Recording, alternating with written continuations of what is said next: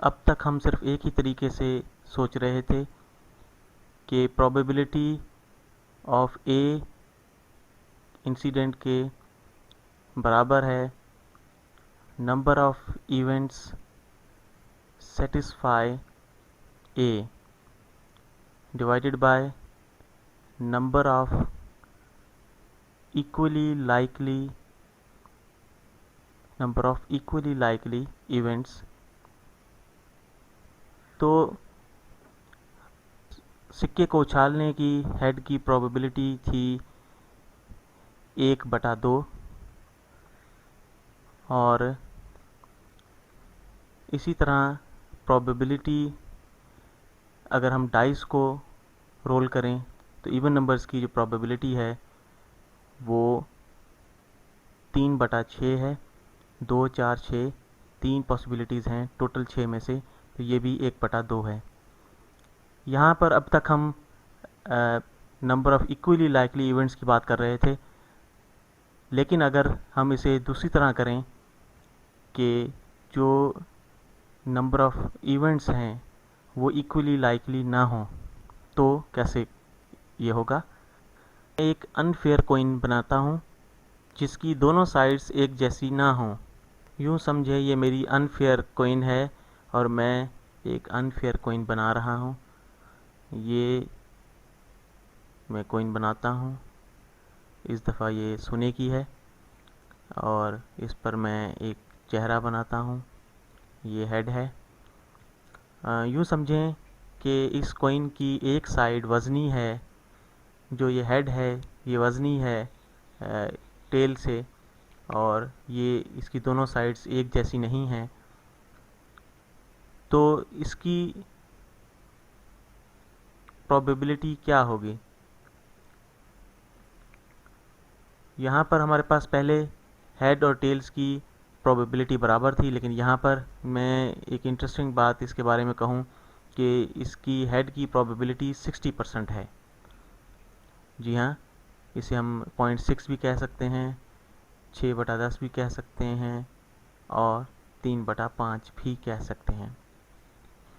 तो यहाँ पर मैंने इस हेड की प्रोबेबिलिटी 60% दी है, तो ये बराबर नहीं है, टेल के मुकाबले में ये ज़्यादा है और ये इक्वली लाइकली इवेंट नहीं है।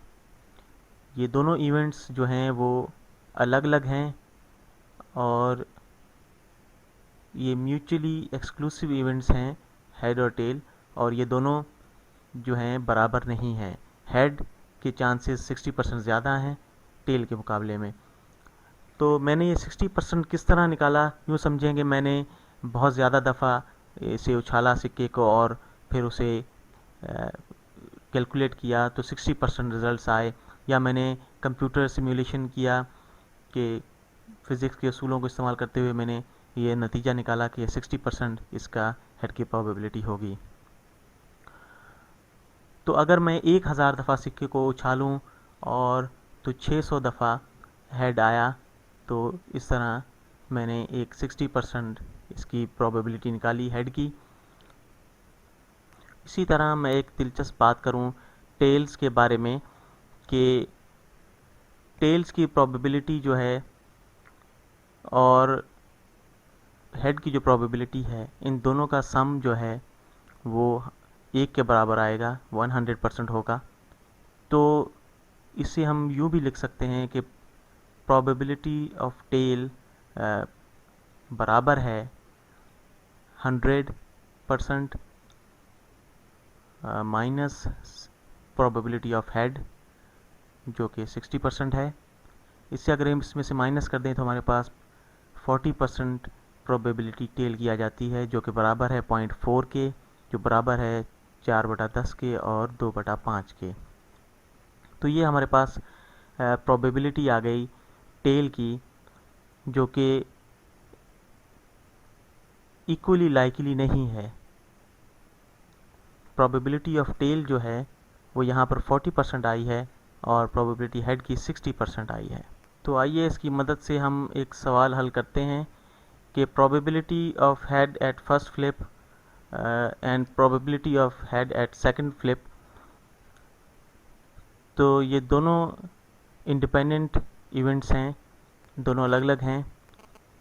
तो यह इसको हम इस तरह भी लिख सकते हैं, probability of head eight first flip into probability of head at second flip. तो ये हेड हमारे पास 60% है, इसे हम इस तरह लिखते हैं 0.6, और ये भी 0.6 है। इन दोनों को हम ज़रब देंगे, मल्टीप्लाई करेंगे, तो ये हमारे पास आ जाएगा 0.6 मल्टीप्लाई बाय 0.6, ये हमारे पास हो गए 6 36। तो 6 ज़रब 6, हम पहले इनको ज़रब करेंगे, तो डेसिमल के दाएं हाथ पर जो डिजिट्स हैं इनको हम आपस में ज़रब देंगे, तो ये 36 बनता है। लेकिन ये चीज़ जहन में रहे कि हमने डेसिमल, जो दोनों फिगर्स हैं उनके 2 डिजिट के बाद डेसिमल है, तो ये 2 काउंट करके हम डेसिमल डालेंगे, तो ये हो जाएगा 0.036। तो ये हमारे पास प्रोबेबिलिटी आ गई हेड की 2 फ्लिप में। अगर फर्स्ट फ्लिप में हेड आए और दूसरे फ्लिप में हेड आए, तो ये प्रोबेबिलिटी होगी 36%, जो कि बहुत कम है पहले के मुकाबले में, क्योंकि ये दोनों साइड्स एक जैसी नहीं हैं, इसलिए इसकी प्रोबेबिलिटी कम हो जाएगी। इसी तरह अगर मैं ये कहूँ कि प्रोबेबिलिटी टेल की फर्स्ट फ्लिप में और सेकंड फ्लिप में हेड और थर्ड फ्लिप में टेल आए, तो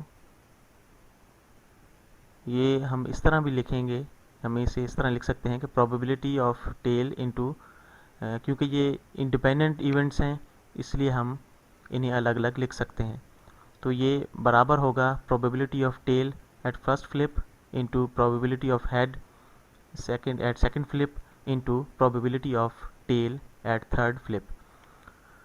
तो हमारे पास टेल है 0.4 और हेड है 0.6 और दोबारा टेल है, ये भी 0.4 है।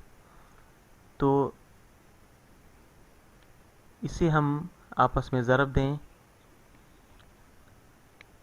इन तीनों फिगर्स को हम आपस में ज़रब देंगे, तो हमारे पास कुल प्रोबेबिलिटी आ जाएगी।